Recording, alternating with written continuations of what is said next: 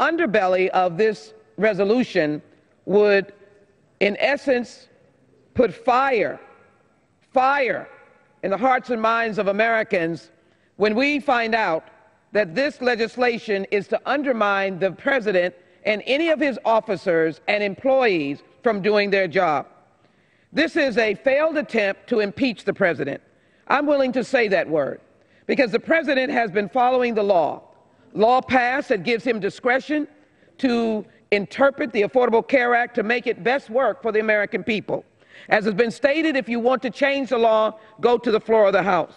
But in actuality, this resolution smacks against the Constitution, which says there are 3 equal branches of government. Therefore, the executive has a right to perform his duties. I ask my colleagues to oppose this resolution, for it is, in fact, a veiled attempt for impeachment, and it undermines the law that allows a president to do his job. A historical fact that President Bush pushed this nation into a war. It had little to do with apprehending terrorists. We did not seek an impeachment of President Bush because as an executive, he had his authority.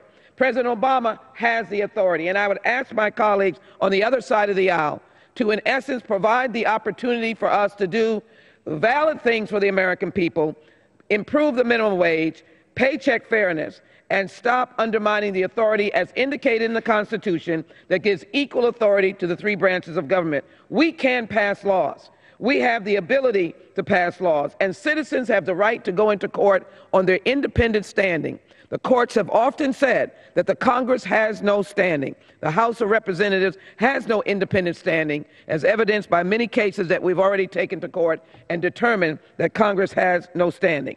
The doctrine of standing is a mix of constitutional requirements derived from a case or controversy provision in Article 3 and prudential considerations which are judicially created and can be modified by Congress. That dictates on how you gain standing. And I would say the constitutionally based elements require the plaintiffs have suffered a personal injury in fact, which is actual, imminent, concrete, and particularized. The injury must be fairly traceable to the defendant's conduct and likely be redressed by the relief requested from the court. Let me be very clear. We in Congress can make no argument that the president has injured us. We can make no independent argument of that. And so I ask my colleagues to oppose this resolution and do not accept a veiled attempt at impeachment when our president is doing his duty and following the law under the Constitution of the United States of America.